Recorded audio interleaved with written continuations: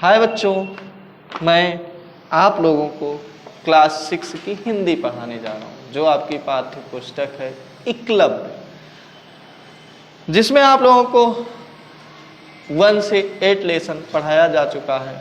और मैं आज आप लोगों को पार्ट 9 सांस सांस में बांस आपका चैप्टर है, मैं इसको पढ़ाने जा रहा हूँ। एक जादूगर के चंगकी चगनवा अपने जीवन में उन्होंने कई बड़े बड़े करतब दिखलाए। जब मरने को हुए तो लोगों से बोले, मुझे दफनाए जाने के 6ठे दिन मेरी कब्र खोद कर देखोगे तो कुछ नया सा पाओगे।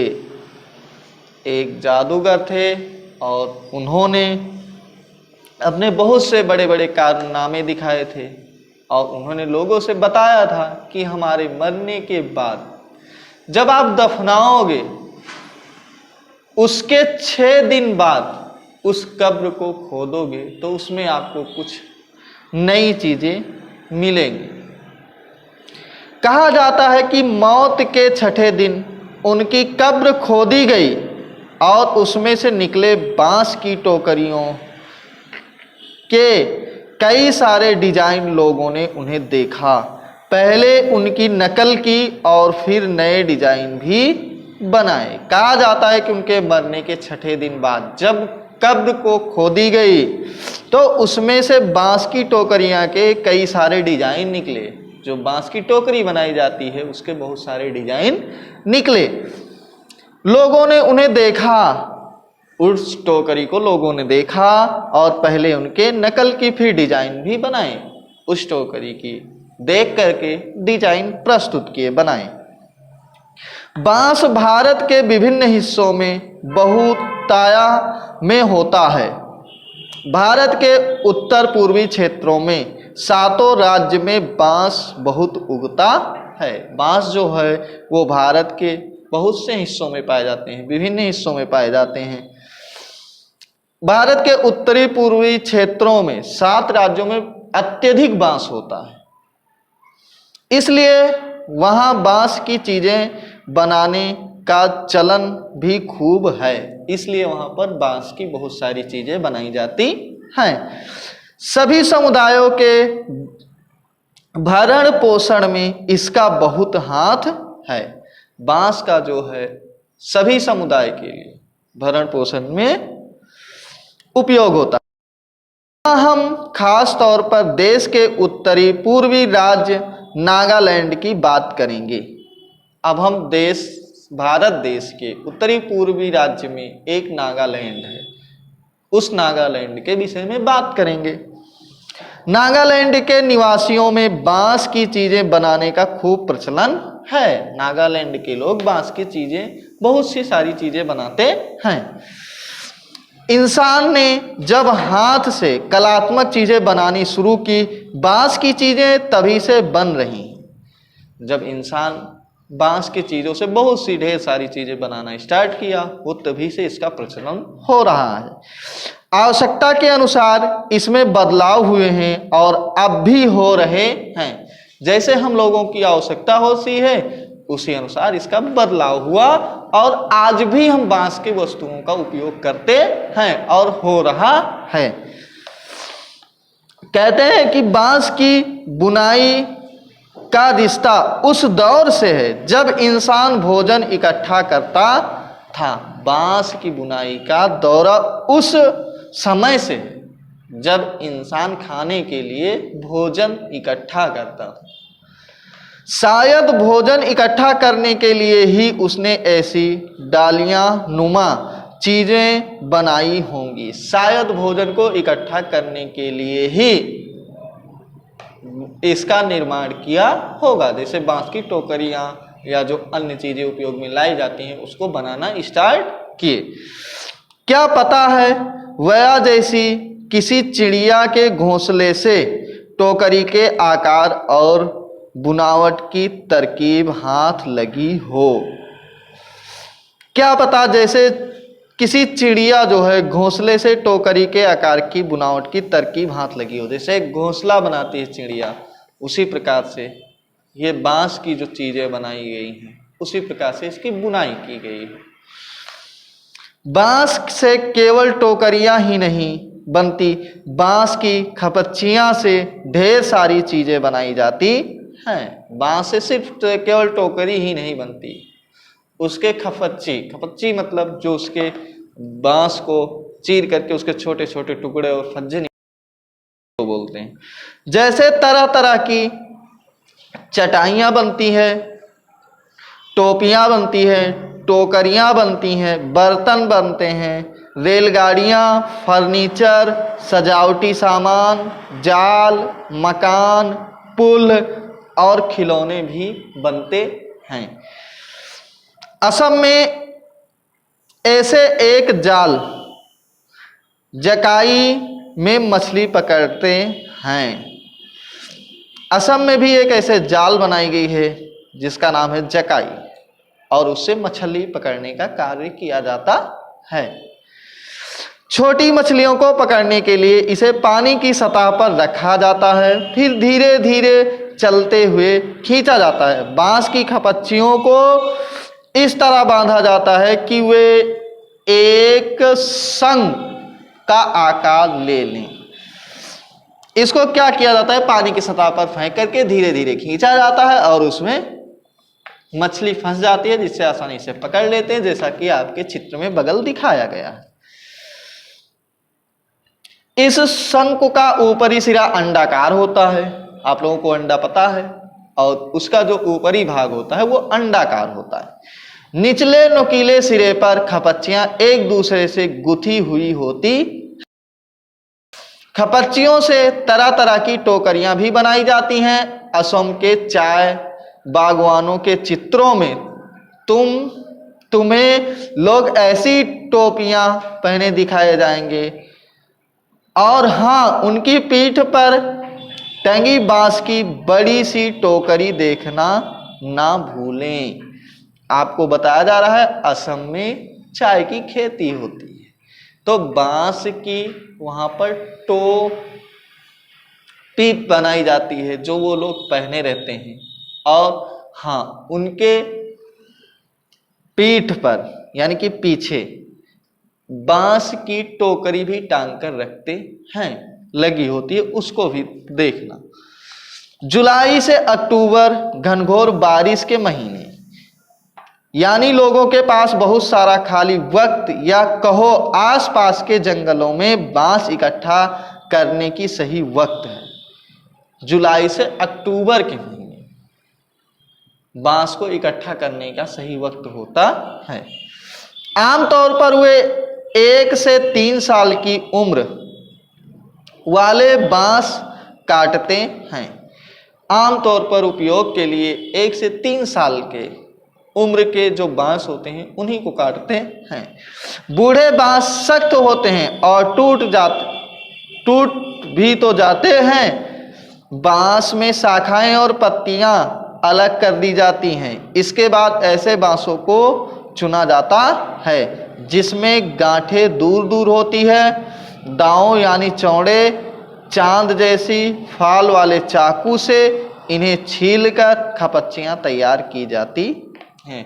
जो ज़्यादा पुराना बांस होता है वो क्या होता है, सख्त हो जाता है, कठोर हो जाता है, इसलिए उसका उपयोग नहीं किया जाता। हाँ, ऐसे बांस चुने जाते हैं जिनमें जो गांठें होती हैं दूर हो, और उन बांस से जो उनकी शाखाएं होती हैं और पत्तियां भी बांस में होती हैं उसको अलग कर देते हैं, और जो चाकू होता है धारदार चाकू से उसको काट करके उसकी खपच्चियां बनाई जाती हैं। खपच्चियों की लंबाई पहले से ही तय कर ली जाती है। जैसे जो चीज़ें बनानी होती है उसी के अनुसार जो खपच्चियां तैयार की जाती हैं उसकी लंबाई पहले से ही डिसाइड कर लिया जाता है कि हमें कितनी बड़ी खपच्चियां काटना है और कौन सी डिजाइन बनाना है। मसलन आसान जैसी छोटी चीजें बनाने के लिए बांस को हर एक गांठ से काटा जाता है। मसलन एक मसलन वस्तु का नाम है। इन जैसी चीजों को बनाने के लिए छोटी खपच्चियां, यानी कि एक गांठ से दूसरे गांठ तक ही काट लिया जाता है। लेकिन टोकरियां बनाने के लिए हो सकता है कि 2 या 3 4 गांठों लंबी वाली खपच्चियां काटी जाए, लेकिन जो टोकरियां बनती है उसके लिए हो सकता है 3-4 गांठों तक की खपच्चियां तैयार की जाए। यानी कहां से काटा जाएगा यह टोकरी की लंबाई पर निर्भर करता है। कहां से काटा जाएगा, कैसे काटा जाएगा, ये टोकरी की लंबाई, चौड़ाई और ऊंचाई पर निर्भर करता है कि कितनी बड़ी हमें टोकरी बनाना है। आमतौर पर खपच्चियों की चौड़ाई 1 इंच से ज्यादा नहीं होती। आमतौर पर जो खपच्चियां होती हैं इनकी चौड़ाई जो होती है वो 1 इंच से ज्यादा नहीं होती। चौड़ी खपच्चियां किसी काम की नहीं होती, इन्हें चीरकर पतली खपच्चियां बनाई जाती हैं। जो चौड़ी खपच्चियां होती हैं ये किसी काम की नहीं होती, इन्हें चीर करके पतली बनाई जाती हैं। पतली खपच्चियां लचीली होती हैं। खपच्चियां चीरना उस्तादी का काम है।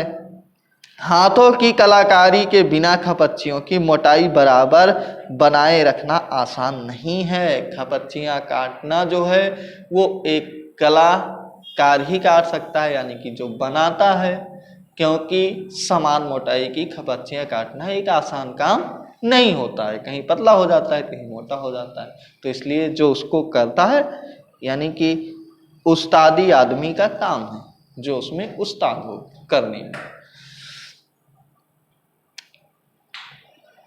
इस हुनर को पाने में काफी समय लगता है। इस हुनर को पाने में आपको समय नष्ट करना पड़ता है, यानी कि काफी समय लग सकता है। टोकरी बनाने से पहले खपच्चियों को चीरना। टोकरी बनाने से पहले खपच्चियों को चिकना बनाना बहुत जरूरी है। यहाँ फिर दामों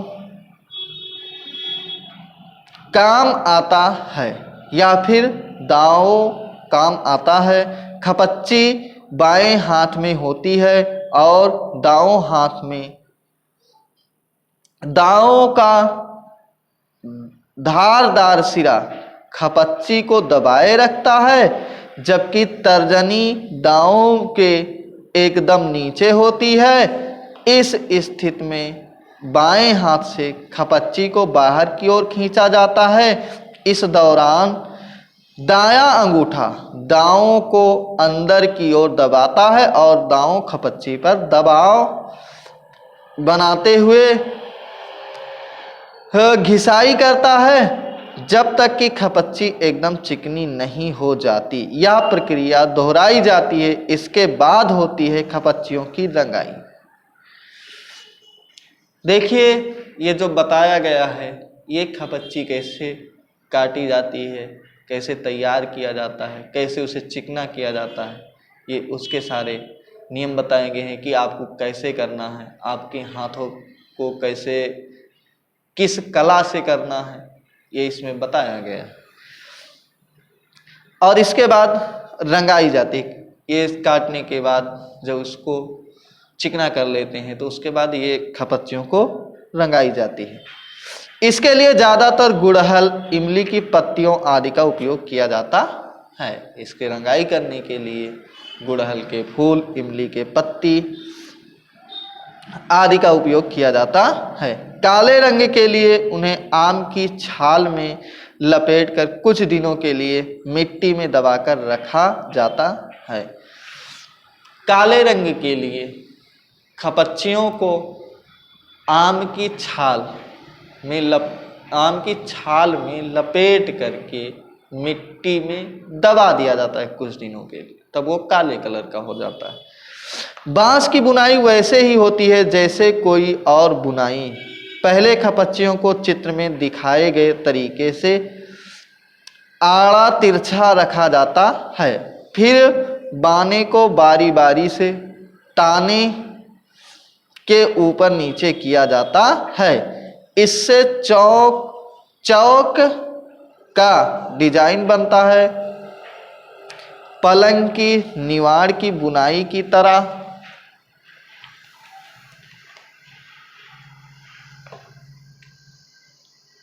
टुइल बुनना हो तो हर एक बाना 2 या 3 तानों के ऊपर और नीचे जाता है। ये उसकी डिजाइन बताई गई है कैसे आपको बुनना है। इससे कई सारे डिजाइन बनाए जा सकते हैं और खपच्चियों से ढेर सारे डिजाइन को हम तैयार कर सकते हैं।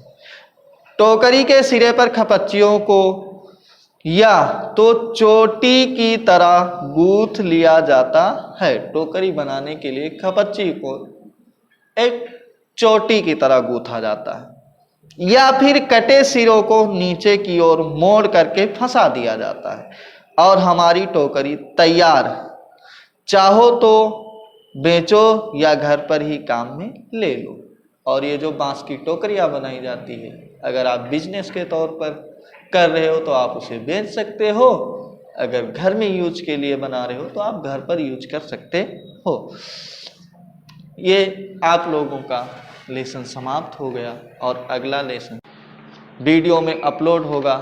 आप लोग चैनल को देख करके सब्सक्राइब कर देना और उसके बाद जो कुछ भी आपको समझ में ना आया हो या आगे जो लेसन पढ़ना चाहते हैं वो नीचे कमेंट बॉक्स में कमेंट कर दें। धन्यवाद।